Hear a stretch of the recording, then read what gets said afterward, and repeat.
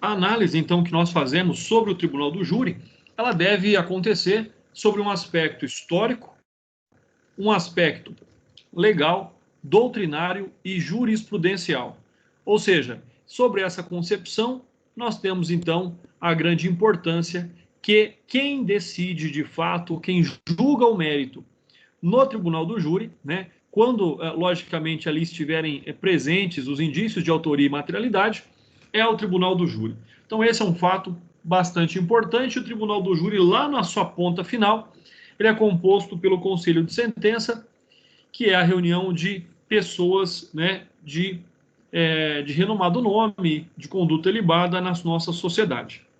O nosso aspecto de estudo hoje, artigos 406 a 421. Lembrando, como eu disse, as nossas aulas sempre elas são pautadas em comentários, análises legais, doutrinárias e jurisprudenciais.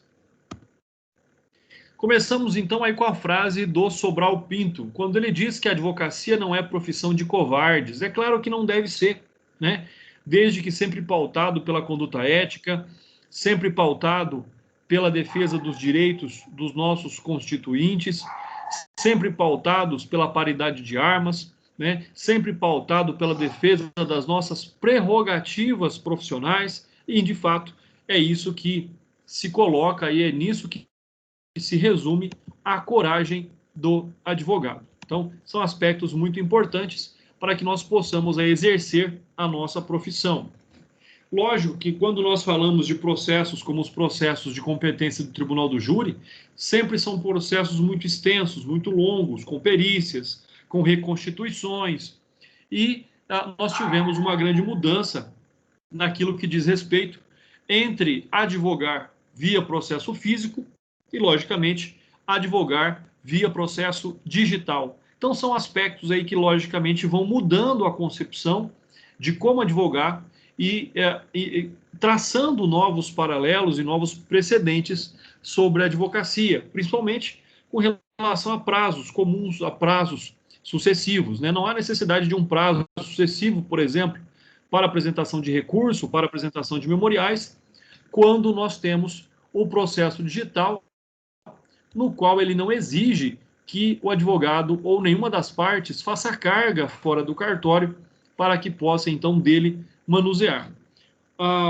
O Tribunal do Júri, como nós já até vimos naquela aula introdutória, ele vem previsto aí no artigo 5º, inciso 38 da Constituição Federal, onde se garante ao Tribunal do Júri a plenitude de defesa, que eu já expliquei para vocês que ela é diferente, né, da ampla defesa. Então, a plenitude ela é algo mais completo, mais concreto. A questão também da preservação da votação do sigilo, a soberania da qual o Tribunal do Júri não se submete a ninguém e, logicamente, a definição de que a ele compete julgar, então, os crimes dolosos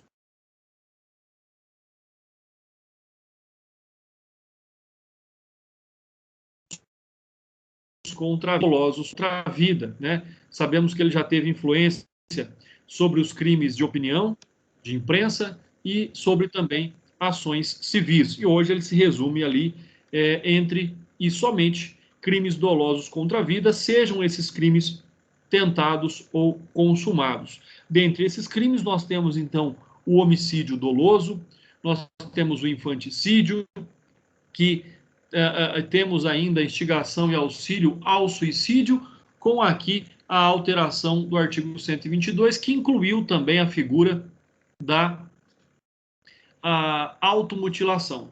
Então, essas questões, elas têm aí uma referência de suma importância quanto ao Tribunal do Júri. Pessoal, vocês estão me ouvindo bem? Confirmem para mim, por gentileza. Estamos sim, doutor.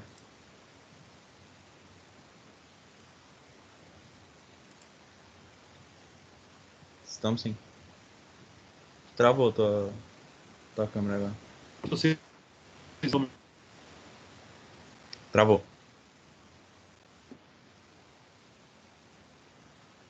Me ouvem? Alô? Oi, Hudson, estou te ouvindo e estou te vendo bem. Você está me ouvindo? Ouvindo sim, mas só a câmera está travada. Tá bom, eu já vou tentar habilitá-la novamente. Se travar, Hudson, a fala, você me avisa, por favor. Eu repito, tá bom? Perfeito, voltou ao normal. Então, tá joia. Vamos continuar, então. Então, o artigo 122, como eu disse, que ele sofre essa alteração legislativa pela inclusão, né, de mais uma elementar, que seria a automutilação, que tem também aqui seu principal objetivo, o suicídio. Então, a pessoa vai se automutilando, até que ela sofra, então, o resultado morte também. Além disso, caminhamos aí, né, para aquilo que visualmente se caracteriza e da necessidade dessa inclusão no artigo 122, e caminhamos para o crime de aborto. Lembrando que o crime de aborto, né, ele sofre essa responsabilização em todas as suas espécies, as quais ali nós temos elas como tidas como ilícitas. Então, esse é uma situação bastante importante também, da qual o aborto, ele não é simplesmente falar em aborto, mas sim analisar as condições em que esse aborto ele é praticado. E aí nós chegamos naquilo que a doutrina, talvez clássica, diga que nós temos apenas duas fases, mas na verdade são três, de acordo com a doutrina mais moderna. Então, o tribunal do júri ele é composto por três fases, sendo a primeira a judicium accusationis, ou seja, aquela que nós estudaremos hoje, que seria a primeira.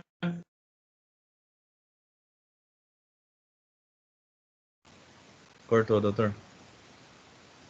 A gente não tá mais te ouvindo. A fase que seria o próprio julgamento. Voltou agora, doutor. Cortou sua fala. Tá, então olha só. Eu estava dizendo que a doutrina clássica diz que nós temos duas fases com relação ao tribunal do júri, né? Que seria a judicium accusationis e seria a judicium causae. Porém, como a doutrina mais moderna, ela já compreende que a primeira fase, sim, é aquela da formação da culpa. A segunda fase, ela teria uma divisão, ou seja, entre a fase preparatória do plenário tribunal do júri e efetivamente o julgamento. Então, aí nós teríamos, em tese, três fases relativas ao tribunal do júri, né? E nós vamos ver elas de forma distinta. Na aula de hoje, veremos a judício accusationis. Na próxima aula, segunda-feira, veremos essa fase preparatória para o plenário do tribunal do júri, né? Lembrando aos colegas que entraram depois, que no dia 4 de setembro, na próxima sexta-feira, nós faremos o nosso trabalho bimestral no período, no horário da nossa aula, tá bom? Então, fica aí registrado também. Quanto ao procedimento, sabemos, e aí vocês vão ver muitas características semelhantes na aula de hoje com relação à aula passada. Por quê? Porque lá na aula passada nós estudamos o procedimento comum e o procedimento especial. Dentro do procedimento comum, o rito ordinário, sumário e sumaríssimo. E nós vimos também que o procedimento ordinário se aplica subsidiariamente ao procedimento especial, né? Então, ou seja, dentro daquilo que fala o artigo 394, o procedimento ele tanto poderá ser comum ou especial, e o comum se aplica subsidiariamente naquilo que couber ao especial. Então, muito daquilo que nós falaremos hoje, que está ali descrito entre os artigos 406 e 421, tem também ali um quê? Tem também ali um pouco de rito ordinário. Então, essa é uma situação também bastante importante, inclusive com relação à quantidade de testemunhas, né? Na qual o rito especial do tribunal do júri também elenca 8 testemunhas que podem ser arroladas pela acusação e pela defesa. Então, esse é um aspecto bastante importante também. E nós veremos as distinções claramente entre os dois procedimentos, seja o comum e o especial. Quando se fala em tribunal do júri, logicamente, na mente de todos, vem o plenário. Talvez o plenário seja aquilo mais marcante, que mais chama a atenção e que mais interessa a mídia também. Mas nós não podemos esquecer que até chegar o plenário do júri, nós temos lá 6 etapas inerentes à primeira fase de julgamento. Então, 6 etapas referentes à primeira fase. Ou seja, nós temos lá desde a investigação criminal, instrução do inquérito, encaminhamento do inquérito ao Ministério Público já devidamente relatado, para que possa o Ministério Público apresentar a denúncia, se assim entender, o próprio oferecimento da denúncia, e é importante dizer, nós podemos ter tribunais do júri tanto na Justiça Federal quanto na Justiça Estadual. Eu tive um caso que o meu cliente foi denunciado na Justiça Federal também por tentativa de homicídio contra um agente federal. Ele estava dirigindo um caminhão, o policial rodoviário deu sinal para que ele parasse o caminhão para uma abordagem de rotina e ele jogou o caminhão em cima do policial que, como um gato, pulou no acostamento e não foi atropelado pelo meu cliente. E nós conseguimos determinar, nós conseguimos provar durante o processo que ele não tinha havido uma tentativa de homicídio. Porque se houvesse, seria um julgamento do Tribunal do Júri lá na Justiça Federal, né? No fundo, eu fiquei feliz, claro, pelo meu cliente não responder por esse crime, mas eu queria muito ter feito um Tribunal do Júri na Justiça Federal, né? Não é comum que isso aconteça, e para mim teria sido uma experiência bastante interessante. Nós temos ainda a audiência de instrução e julgamento no júri. E aí eu vou perguntar para vocês, qual é o prazo que o juiz deve designar a audiência num procedimento comum, entre o oferecimento da defesa e até o ato de realização da audiência de instrução e julgamento? Pessoal, qual que é o prazo? Nós vimos na aula passada. Acho que era 60 dias? Exatamente, doutor. 60 dias, está correto. E no Tribunal do Júri? E nos processos de competência do Tribunal do Júri? Né? A audiência aqui de instrução deve ser designada no prazo de 10 dias. E nós sabemos também que esse é um prazo impróprio e que nem sempre ele possivelmente pode ser seguido, né? E aí nós temos lá a sexta e última fase da primeira fase do Tribunal do Júri, etapa, né, da primeira fase do Tribunal do Júri, que seria a proclamação pelo juiz da pronúncia. Então, ou seja, né, nesse momento aqui, nós veremos mais detidamente daqui a pouco, é onde, nessa sentença, nessa proclamação de uma decisão, ela tanto pode ser de pronúncia, mas ela também pode ser de impronúncia, de absolvição sumária ou de desclassificação. E aí nós vamos ver.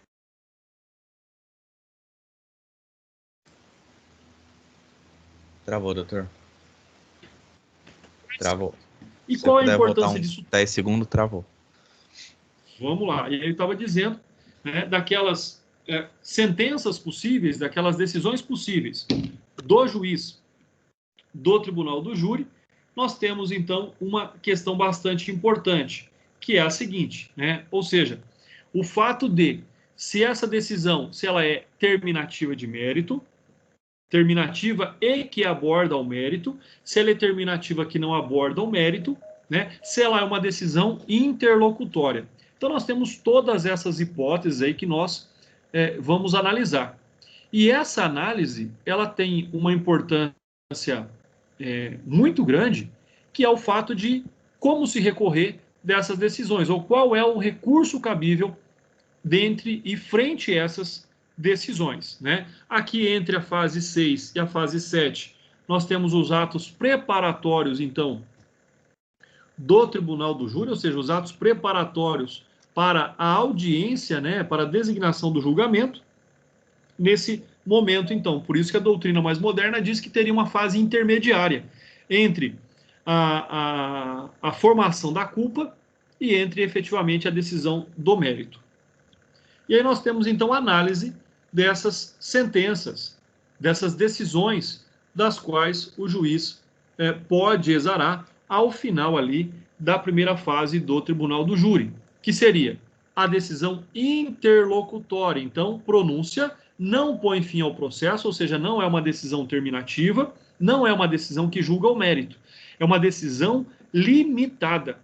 Ou seja, essa limitação da sentença de pronúncia faz com que o juiz deva se balizar, deva se limitar tão somente na constatação da materialidade, na existência de indícios de autoria, para que então possa ser remetido o processo a julgamento pelo Tribunal do Júri. O problema é que, e não é um problema, lógico, após aqui o juiz exarar, prolatar essa sentença, essa decisão interlocutória, melhor dizendo, nós temos aqui o recurso. E o recurso que cabe de decisões interlocutórias é o rese. Ou seja, então nessa hipótese, caberia a rese quando nós tivermos uma decisão de pronúncia. André, fica errado eu falar sentença de pronúncia? Não fica errado, mas o correto, a terminologia adequada é decisão de pronúncia, já que ela é uma decisão interlocutória, que nem põe fim ao processo e nem decide o mérito. Já com relação à decisão interlocutória mista, seja de conteúdo terminativo. André, quando nós analisamos esse artigo, você poderia me dar uma referência sobre algo igual lá no procedimento comum? É claro que sim. Artigo 386, inciso 7º do Código de Processo Penal. Ou seja, quando o juiz também põe fim ao processo, né, só que lá ele julga o mérito, que é a absolvição por ausência de provas. Quando nós estamos no procedimento do júri, o juiz não absolve o réu, não cabe o nome absolvição, cabe o nome em pronúncia, ou seja, não existem provas suficientes que determinem indícios mínimos de autoria. Por isso que o juiz faz o quê? Impronuncia, e se futuramente aparecerem provas novas, pode o Ministério Público denunciar novamente essa pessoa pelo crime a qual ela tinha inicialmente sido denunciada novamente. Então, ou seja, ela é denunciada, chega no final do processo, não tem provas para pronunciar, o juiz impronuncia. Ou seja, é uma decisão terminativa? Ela termina o processo, mas ela não julga o mérito. Por isso que ela é chamada de mista de conteúdo. Termina, mas não julga o mérito, né? E havendo provas novas, pode o Ministério Público novamente denunciar o indivíduo pela prática deste crime. Nós temos a desclassificação, que é bastante importante. Quando nós falamos da desclassificação, quer dizer que ou aquele crime não é doloso contra a vida, ou não é o crime que o promotor denunciou, mas continua sendo doloso contra a vida. Parece difícil, mas não é. Isso está explicado lá na lição do Aury Lopes Júnior. O que ele vem dizer? Que nós temos aquela desclassificação própria quando, de fato, o juiz compreende que não é um crime doloso contra a vida e passa a ser um crime culposo contra a vida, ou seja,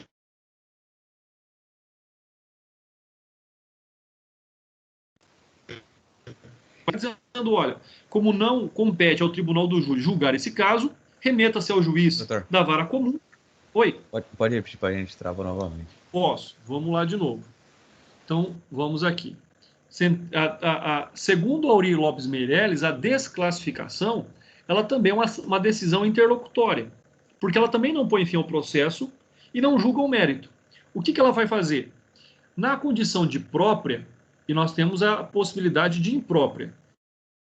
Na própria, ela diz o seguinte: não é esse crime, o crime existe, a materialidade está comprovada, mas não é um crime doloso contra a vida. Ou seja, a subjetividade na conduta do indivíduo foi demonstrada. Ou seja, não é doloso, é culposo. Então, o processo será encaminhado, remetido a um juiz singular, para que possa julgar aquele crime que não é doloso contra a vida. Na condição de desclassificação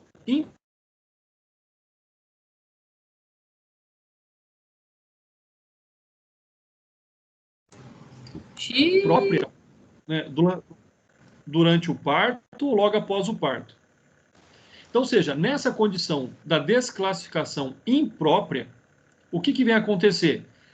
Ou seja, tanto o infanticídio quanto o homicídio simples são crimes de competência do júri.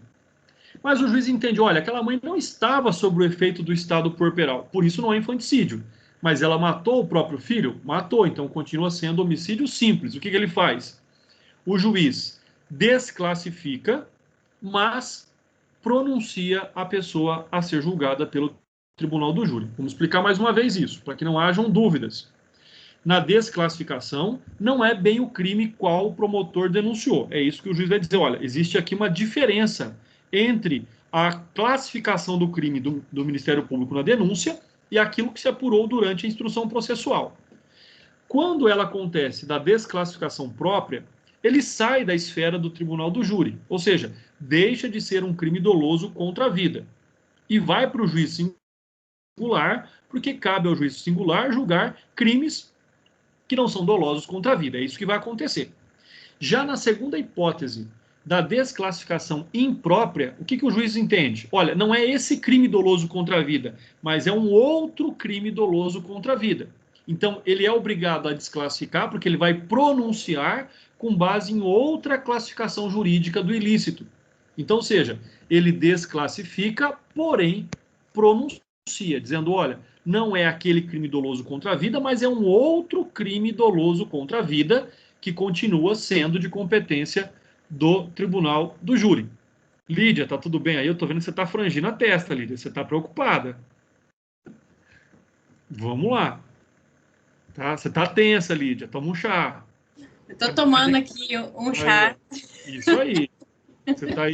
Você tá aí com chá e eu tô aqui com a minha Amy Winehouse, ó. Nós estamos aqui. Então, eu tô com a minha Vamos lá. Isso aí. Pessoal, então essa é a decisão de desclassificação. E aí nós temos uma decisão de mérito, quando há uma absolvição sumária. Ou seja, é aquela decisão no qual coloca fim ao processo e julga a pretensão punitiva do Estado. Quando é que ela vai acontecer? Também está lá no artigo 386 do Código de Processo Penal uma situação equivalente. Lógico, nós não estamos falando aqui de procedimento comum, mas se vocês quiserem comparar, nós vamos ver quais são os artigos a isso desse procedimento especial do Tribunal do Júri, vai caber aí o comparativo para vocês. Então, provada a inexistência do fato, não ter sido o réu autor ou partícipe, ou a presença de causas excludentes de licitude ou excludentes de culpabilidade. Então, nisso nós temos uma absolvição. É aquela absolvição clara, é aquela absolvição que nós conhecemos. Está absolvido, ou seja, não foi condenado porque não existem provas de autoria e materialidade quanto a este crime. E aí, o que eu disse agora há pouco, contra a decisão que pronuncia o réu, cabe rese, recurso em sentido estrito. Contra a decisão que impronuncia ou que absolve sumariamente, cabe o quê? Recurso de apelação. Exatamente. Por quê? Assim como na absolvição sumária, né? Doutor, cortou de novo. Porque a história, doutor, cortou de novo. Tá? Quando a decisão ela é interlocutória. Vamos lá. Tá me ouvindo agora? Sim. Sim. Então tá. Então olha só. Quando a decisão é interlocutória, recurso em sentido estrito, nos termos do artigo 581. Quando a decisão é de mérito, recurso de apelação, para que não haja dúvidas com relação a isso. E aí nós tivemos, então, um recurso em sentido estrito desta decisão interlocutória de pronúncia. Ou seja, o recurso vai subir ao Tribunal de Justiça daquele Estado. E aí eu sempre recomendo que haja a realização também, né, do exercício pleno da ampla defesa, que seria a sustentação oral do recurso. Ou seja, lembrem-se sempre, a letra é fria, a letra não expressa emoções. Por isso que a sustentação oral ela é tão importante na defesa dos argumentos do recurso. Então, esse é um aspecto aí bastante importante. Pessoal, os nossos slides terminaram, mas a nossa aula não terminou, né? O que nós vamos fazer agora? Nós vamos analisar agora o texto da lei, ou seja, o próprio Código de Processo Penal. Então, agora, a partir de agora, vamos aí fazer a leitura, a análise legal do Código de Processo Penal e, na sequência, né, a fazer alguns apontamentos da jurisprudência.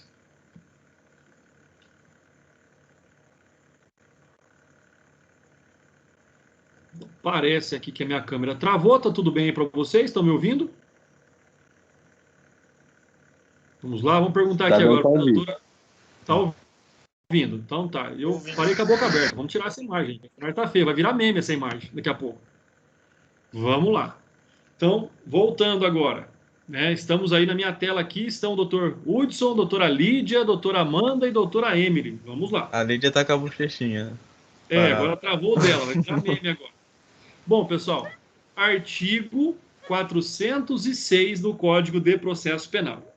O que é que diz, então, o artigo 406 do Código de Processo Penal? Diz o seguinte, acompanhem comigo.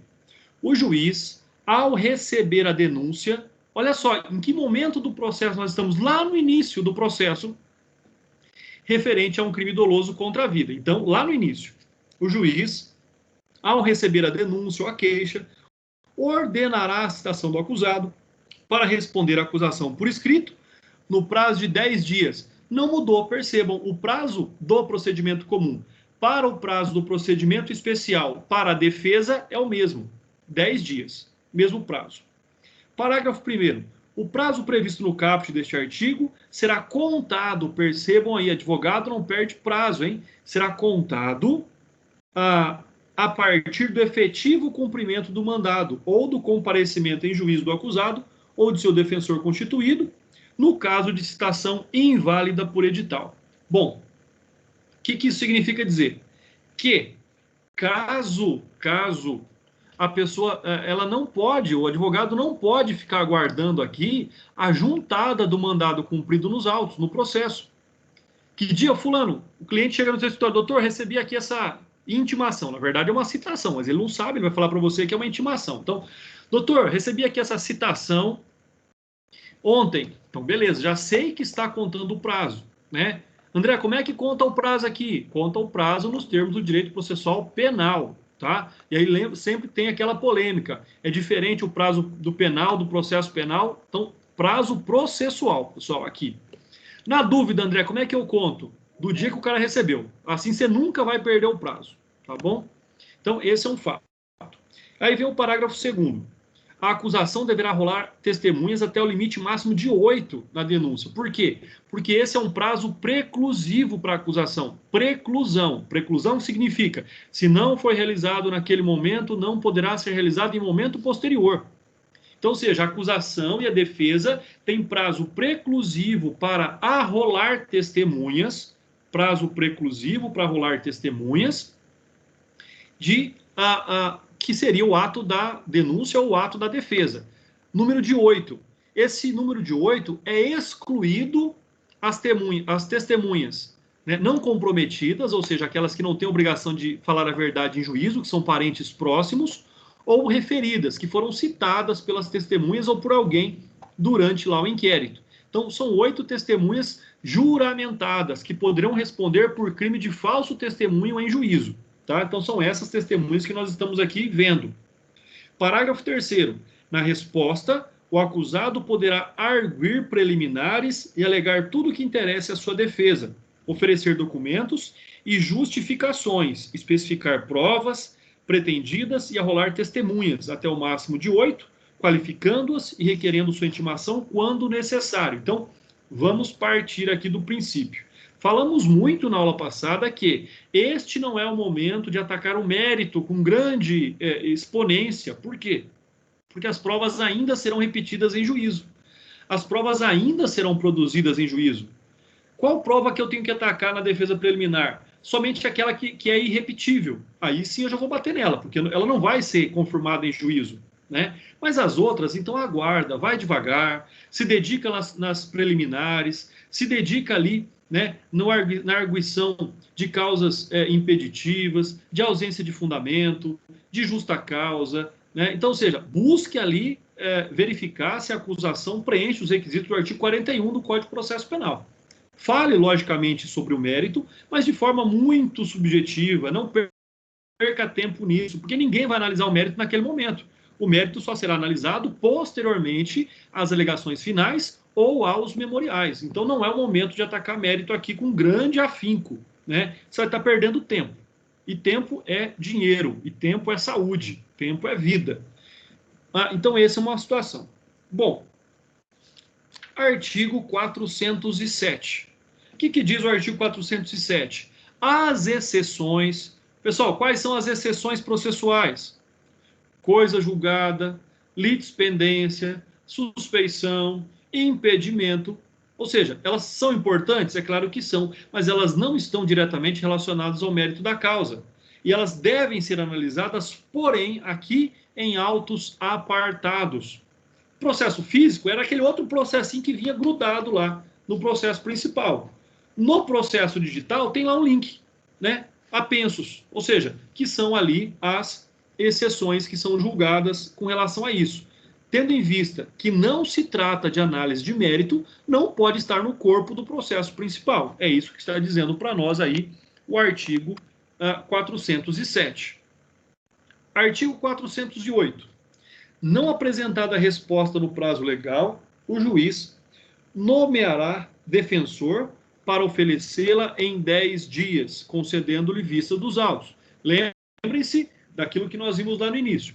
Pessoa citada para se defender, e aí o oficial vai perguntar, olha, senhor, o senhor tem, ou a senhora, né? A senhora tem condição de contratar advogado? Se ela falar que não, automaticamente o Estado já vai nomear um advogado para ela. Se ela falar que tem, o Estado vai esperar os 10 dias que esse defensor deverá apresentar a defesa. E mesmo assim, se passar os 10 dias e não apresentar a defesa, o Estado nomeará um advogado para essa pessoa. Pessoal, falando nisso, eu lembrei de uma informação importante. Foi ontem publicado o Atlas da Violência 2020. Pesquisem, para nós podermos compreender como foi a violência no Brasil no ano de 2020 até agora. Tá? Então, nós já temos a publicação ontem do Atlas da Violência 2020.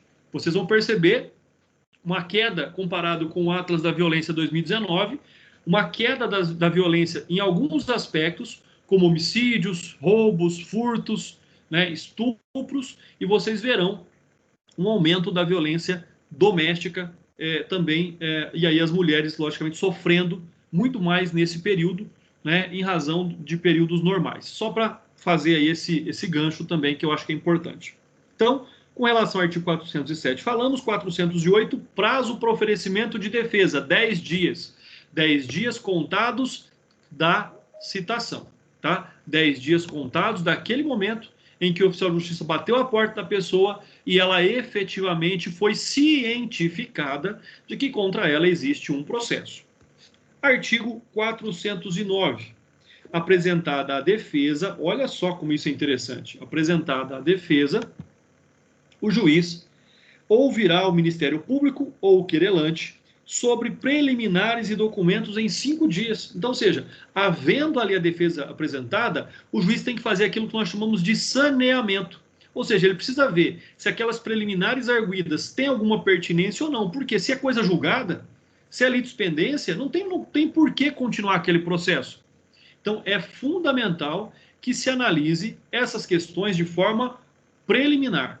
No prazo de 5 dias, apresentada a defesa, o juiz vai sentar e vai falar o seguinte, olha, vamos ver aqui o que fala em preliminares o Ministério Público. Vamos ver aqui o que fala em preliminares a defesa. Lógico que naquele momento não tem preliminar do Ministério Público, porque ele só apresentou a denúncia. Mas ele tem que ouvir o Ministério Público vai se manifestar também sobre as preliminares arguidas pela defesa. Então, por quê? Porque ninguém mais do que o Ministério Público, ele é ali o guardião da justiça. Então, ele tem também, olha, se é um caso de coisa julgada, por que nós vamos julgar novamente aquela pessoa? Onde é que se aplica o princípio do bis in idem, do non bis in idem, no caso? Então, são esses aspectos aí que deve se observar no prazo de 5 dias após apresentada a defesa. Artigo 410. O juiz determinará a inquirição das testemunhas e a realização das diligências requeridas pelas partes no prazo de 10 dias. Então, olha aí, vocês lembram lá que eu perguntei e o Hudson respondeu que o prazo para a designação de audiência de instrução e julgamento são 60 dias na Justiça Comum? E aqui no rito especial do Tribunal do Júri? São 10 dias. Dada a necessidade e a importância da celeridade do processo. André, mas marca todas as audiências de instrução do júri em 10 dias? Não, não marca. Não marca. Mas é um prazo razoável. Aí você vai perguntar o seguinte, mas então essa pessoa merece ficar em liberdade? Passou os 10 dias, né? Está sofrendo ali um ato de coação quanto ao seu direito à liberdade? Se for injustificado esse prolongamento do prazo para a designação da audiência de instrução, não vai colocar ninguém em liberdade. Mas pode-se questionar, pode-se buscar quais são os fundamentos para não se marcar audiência no prazo? É claro que pode, né? Então esse questionamento é importante, tá? Vamos lá para o artigo 411, que ele vai falar da instrução criminal. O artigo 411, então, diz o seguinte: na audiência de instrução, que é a mesma coisa do que essa instrução criminal ou instrução processual, Lógico, quando a gente fala em criminal, parece estar falando de inquérito. Então, seria mais adequado falar em instrução processual. André, mas existe instrução que não seja do processo? Não. Tá? Então, meio que redundante, mas é importante a gente frisar isso. Proceder-se-á à tomada de declarações do ofendido. Pessoal, a ordem dos atos na audiência é a mesma do rito ordinário. Houve a vítima, testemunha de acusação, testemunha de defesa, sem se inverter essa ordem. Depois nós temos oitiva de peritos, acariação de testemunhas, reconhecimento de pessoas e coisas. E lá no final, interrogatório do acusado, que lembrem-se lá da nossa primeira aula, é um ato de defesa dispensável. Se ele não quiser responder o interrogatório, não precisa. E mais que isso, interrogatório é um ato de defesa do réu. É onde ele tem a oportunidade de se defender. E se ele não quiser falar nada, o silêncio não poderá ser usado contra ele. Então, isso é um fato bastante importante. Bom, aí nós temos, então, o que é que vai acontecer? Né? Bem como esclarecimentos de peritos, acariações, muito bem. O que vai acontecer depois disso tudo, depois do interrogatório? Os debates. Lá fala, procedendo-se o debate. No rito comum, fala o quê? Apresentação de alegações finais orais. Então, aqui só mudou o nome, só a terminologia. Mas é a mesma situação. 20 minutos de debates para o Ministério Público. Se existir assistente da acusação, mais 10 minutos depois do Ministério Público. 20 minutos para a defesa fazer os debates também, as suas alegações, as suas fundamentações. E, se for necessário, tanto para o Ministério Público como para a defesa, pode-se prorrogar esse prazo de 20 minutos por mais 10 minutos. Tá? Então, é importante nós frisarmos isso. 20 minutos para a acusação, 20 minutos para a defesa, sucessivamente. Existindo o assistente de acusação, 10 minutos, fala logo após o Ministério Público. Tá? É isso que vai dizer para nós aí o artigo 411. Fora o que eu já disse, lá no parágrafo 7º, ele vai dizer assim: nenhum ato será adiado, salvo quando imprescindível a prova faltante. Ou seja, aquela precatória que não retornou. É isso que está dizendo aí também. Né? Faltante.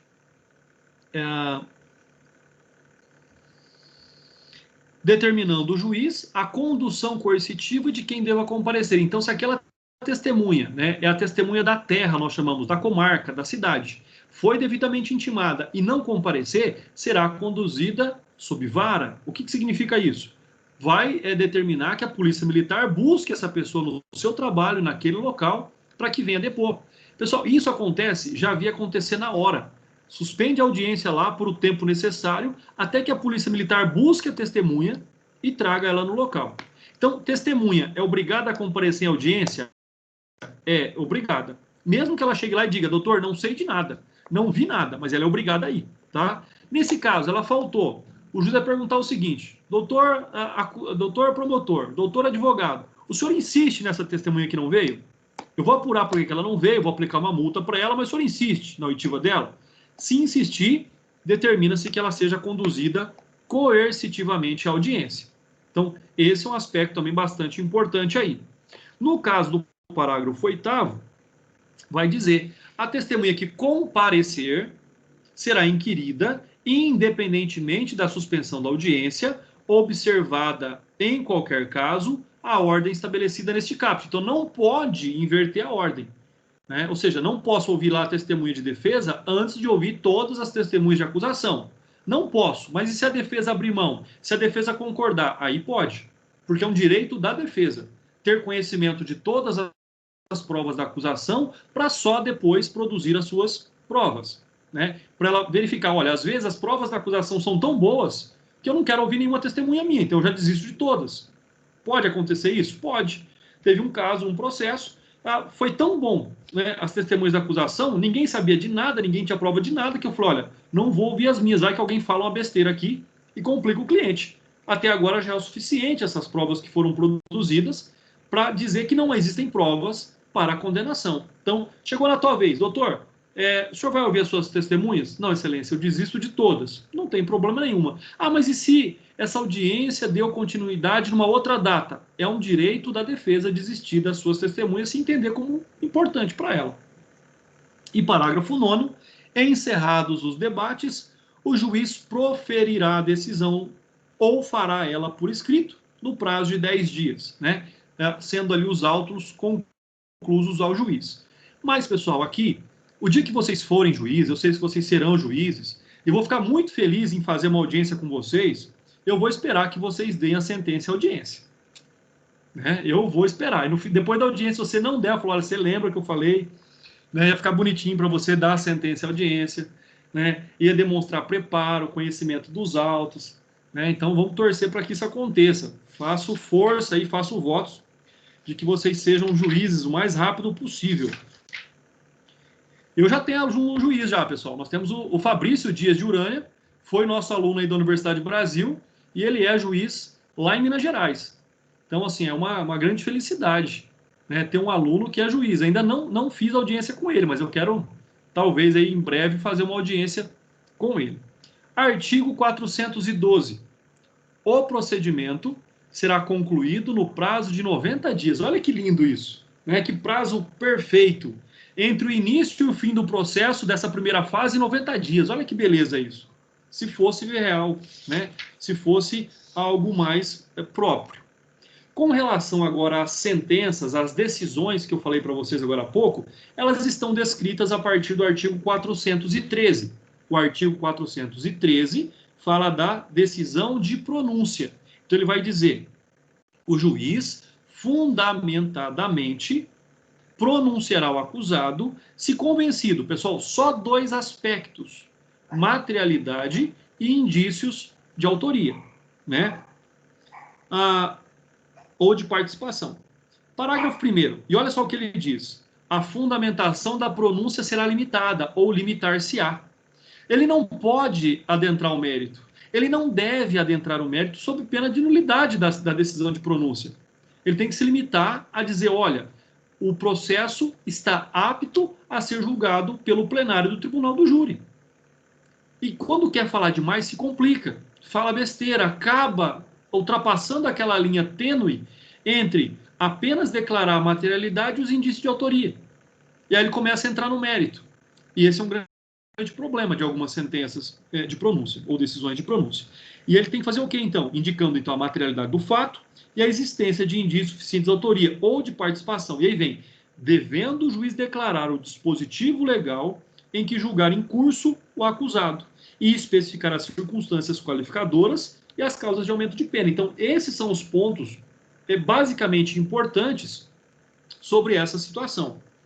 Nós temos ainda aqui o parágrafo 2º. Se o crime for afiançável, o juiz arbitrará o valor da fiança para a concessão ou manutenção de liberdade provisória, lá na decisão de pronúncia também. Por quê? Porque pode ser uma situação, por exemplo, é um homicídio triplamente qualificado. A pessoa foi pronunciada por homicídio simples com a causa de redução de pena, ou privilegiado, por exemplo. Então não precisa esperar preso, já que ele vai recorrer dessa decisão.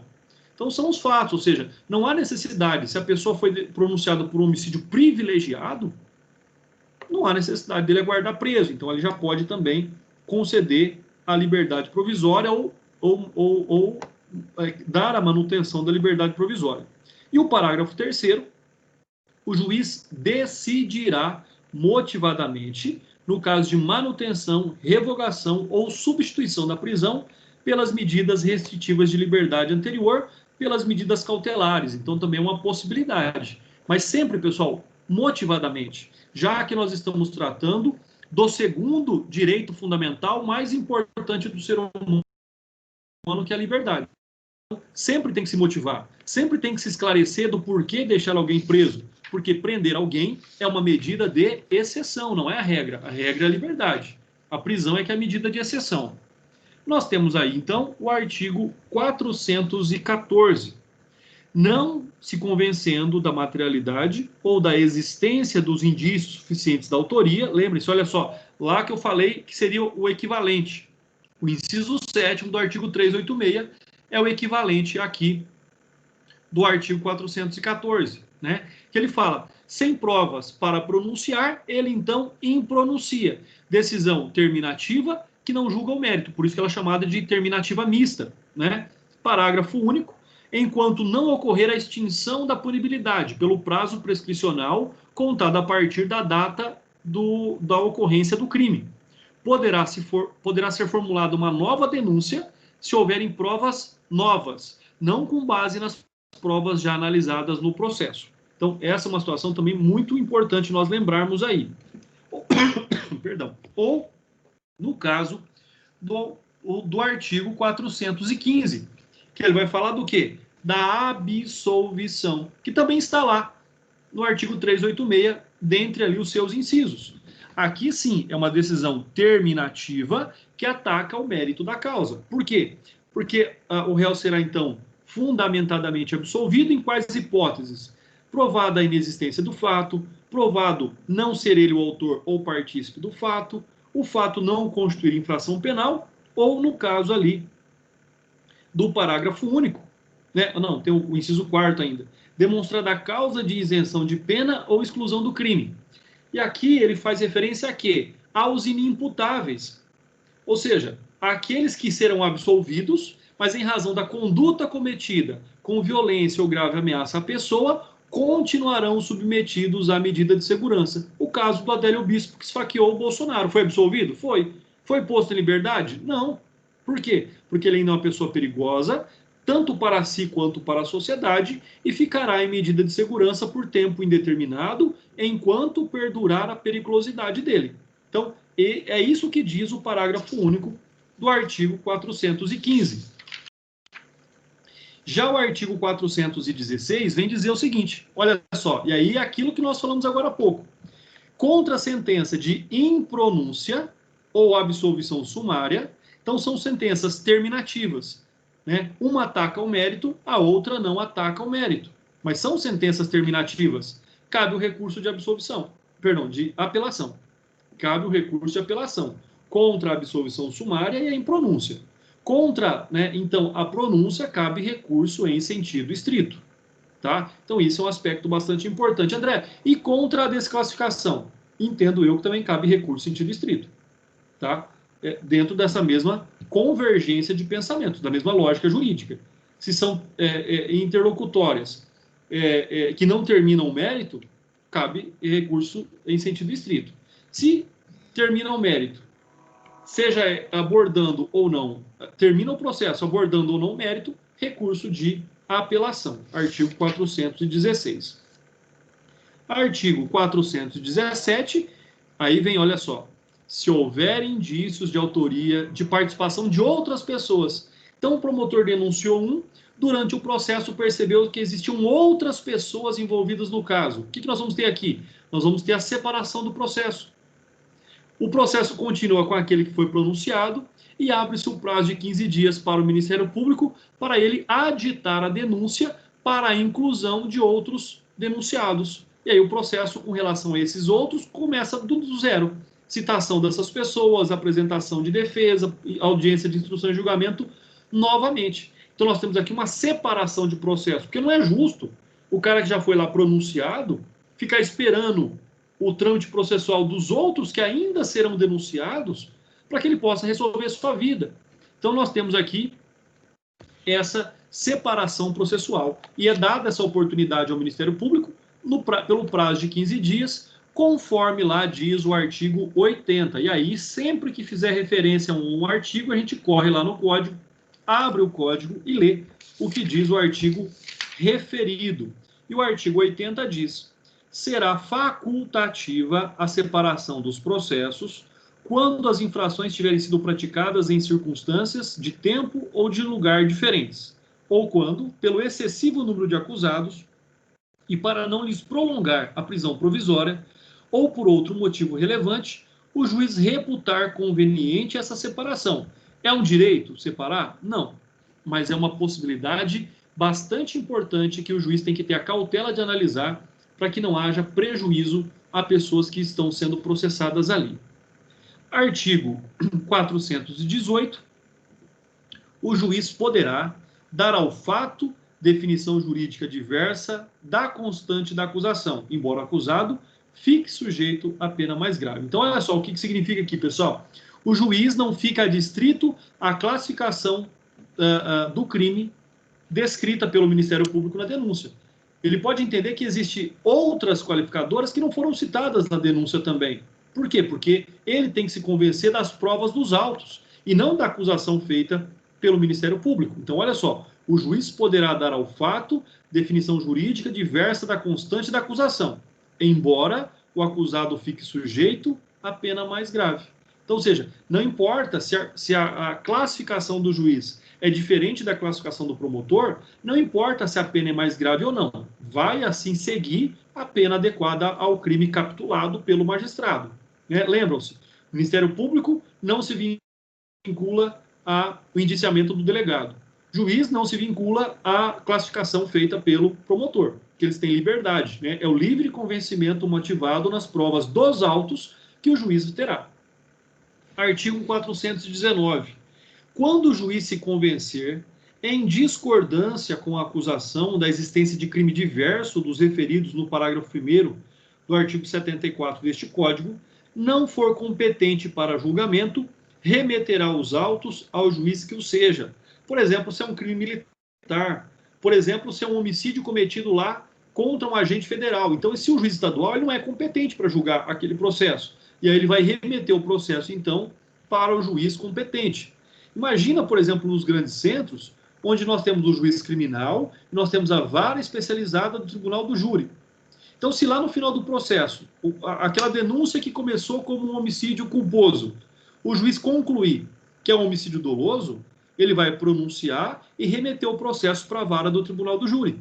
Então, é isso que diz aqui para nós o artigo 419. E quando vocês estudaram lá as competências a partir do artigo 70 do Código de Processo Penal, competência em razão do lugar, competência em razão da matéria, competência por foro e prerrogativa de função. Então, é esse aspecto que também está sendo analisado aqui no artigo 419. Né? Pessoal, estudar é idas e vindas. É você estar aqui e ter que voltar para trás, é você que está lá atrás e ter que olhar um pouquinho mais à frente. Estudar é isso, tá? Não é daqui para frente, é daqui para todo lado. Então, sempre tem que ter um olhar panorâmico sobre os estudos. Artigo 420. A intimação da decisão de pronúncia será feita. E aqui prestem atenção, como tem gente que erra esse artigo, ele é básico. Mas depende da sua interpretação. Né? No direito não existem palavras inúteis. Então, olha só. A intimação da decisão de pronúncia será feita. Então, a pessoa foi pronunciada, o juiz entende que ela tem que ser julgada pelo tribunal do júri e ela vai ser, então, intimada dessa decisão. E aí, cabe a ela, então, apresentar um recurso em sentido estrito ou não. Mas olha só, inciso 1º diz, pessoalmente, importante, ao acusado, ao defensor nomeado e ao Ministério Público. Quem é esse defensor nomeado? Defensor dativo, advogado que trabalha perante o convênio da OAB com a Defensoria Pública, ou o próprio defensor público. Serão intimados pessoalmente. O problema está no inciso 2º, que diz, ao defensor constituído, ou seja, o advogado particular. Ele não vai ser intimado pessoalmente, pessoal, não pode dormir no ponto. Ele vai ser intimado pelo Diário Oficial do Tribunal de Justiça, Diário Oficial da União, sei lá. Então, ou seja, esse é um ponto importante. André, como é que eu fico sabendo das publicações do Diário Oficial? Tem duas formas aqui no estado de São Paulo. A OAB oferece esse recurso gratuitamente. Bom, gratuitamente em partes, já que você paga uma anuidade de R$1.000 por ano. Né? Então, ou seja, a OAB oferece. E se você não confiar muito ali na OAB, né, que é um sistema bom, melhorou bastante, pessoal, eu confio. Você também pode se associar à AASP, Associação dos Advogados do Estado de São Paulo. Tem muitos benefícios a ASP, é bastante interessante, e ela também te manda toda noite, ou seja, a noite anterior. Aquilo que será publicado, por exemplo, segunda-feira, eu recebo hoje a publicação. A ASP ela tem esse acesso. Então, ou seja, só que você paga mais R$1.000 por ano. Né? Aqui no interior do estado, nós não temos muitos benefícios. A gente tem muitos congressos online, tem bastante coisa. Né? Tem uma jurisprudência, tem uma biblioteca, mas a ASP ela é cara. Na capital você tem muitos serviços associados ali a essa associação, tá? Mas essa publicação para o advogado, então, particular, ou você acompanha pelo serviço fornecido pela OAB, aqui no estado de São Paulo, ou paga a ASP, se você não confiar muito na OAB. Parágrafo único. Será intimado por edital o acusado solto que não for encontrado. Então, ou seja, edital, vocês sabem, está suspenso o prazo. Então fica aqui essa questão, pessoal. Só será o defensor intimado pessoalmente se ele for defensor dativo ou público, tá? E o réu sempre será intimado pessoalmente, porque o direito de recurso, o desejo de recurso é dele. André, todo réu recorre da sentença de pronúncia? Não. Se ele está preso, normalmente ele não quer recorrer. Ele não quer ganhar mais tempo preso. Se ele está solto, às vezes recorre para poder se organizar um pouquinho antes de ser preso depois da condenação. Ganhar um pouquinho de tempo. E, por fim, artigo 421, preclusa a decisão de pronúncia. O que é que significa isso? Preclusa a decisão de pronúncia quer dizer, ou transitou em julgado sem interposição de recursos, ou os recursos interpostos, ou o recurso em distrito, já foram todos julgados e transitaram em julgado. É isso que significa. Então, preclusa a decisão de pronúncia, os autos serão encaminhados ao juiz presidente do tribunal do júri. André, então não é o mesmo juiz que julga, que instrui o processo, que vai ser o presidente do tribunal do júri? Também não. Isso acontece em comarcas que têm vara única. Ou seja, Estrela do Oeste, Urânia, Oroeste. Então, nessas comarcas, sim, o juiz acaba acumulando também ali a presidência do tribunal do júri. Mas, por exemplo, Fernandópolis, Jales, São José do Rio Preto, você tem lá o juiz que é o presidente do tribunal do júri, que não é o mesmo juiz que instruiu o processo. Então, essa é uma outra questão também importante. E o parágrafo 1º diz que, ainda que preclusa a decisão de pronúncia, havendo circunstância superveniente, ou seja, surge um fato novo, que altere a classificação do crime, o juiz ordenará a remessa dos autos ao Ministério Público para que ele também possa se manifestar a respeito. E, por fim, parágrafo 2º, em seguida, os autos serão conclusos ao juiz para decisão, seja com relação a essa nova classificação ou já tomando ali as providências preparatórias, como sorteio de jurados, designação de data e intimando as partes a se manifestarem na fase do 422, que nós veremos a semana que vem. Tá? Então aí já é o ato preparatório daqui para frente para que o júri seja realizado. Pessoal, terminamos aqui o nosso conteúdo programado para hoje. Segunda-feira continuaremos a partir do artigo 422, que está lá, da preparação do processo para julgamento em plenário. Havendo questionamentos, estou aqui à disposição de vocês para que possamos, então, aí bater papo mais um pouco. André, eu tô morrendo de mim aqui. Eu vou ter que assistir tua aula de novo, porque bugou meu computador, apagou tudo, desligou tudo aqui. Vou ter que começar do zero hoje. Ainda bem que está gravada. Mas aí eu entrei, falei, deixa eu pesquisar aqui no YouTube como que ele tá salvando as aulas. Aí joguei assim, André Viana. Me apareceu um André Viana oficial, mas tipo assim... O cara é cantor. Falei, gente, mas como assim? O que é esse André? Não, eu estou salvando por playlist. Tem uma playlist só das aulas de vocês. Aí eu achei aqui, eu pesquisei nos que eu sigo, eu falei assim, mas gente, eu vou falar pro André, que tem um André Viana oficial cantor. Eu já vi esse cara aí também uma vez, porque assim, eu tenho um costume tipo de Amado Batista, meio sofrência. Eu falei, na sexta-feira eu vou procurar um negócio desse, gente. Eu tenho o costume de pesquisar o meu nome aí de vez em quando pelo Google, né, para ver se aparece alguma coisa diferente. Alguma coisa diferente. Atribui o nome da gente para alguma coisa aí, usa a foto da gente irregular, sei lá. É verdade. E aí eu achei esse cara aí, tem esse tal de André Viana aí também, que é cantor, olha só. Por isso tem que ativar o sininho, viu, Lili? Exatamente. Aqui que eu fiz, peguei, fui lá e ativei o sininho. Vamos fazer o merchan, né? Se inscreve no nosso canal, curte o sininho. Cai umas moedinhas no bolso aí. Mas doutor, isso auxilia muito. Às vezes eu quero pegar alguma aula do senhor, da Janaína, do Guena, aí você já deixa o sininho ativado, já aparece uma notificação toda vez. É mais fácil do que você ficar procurando, você não lembra como está escrito, qual o e-mail. Pessoal, não havendo dúvidas, então, ou havendo dúvidas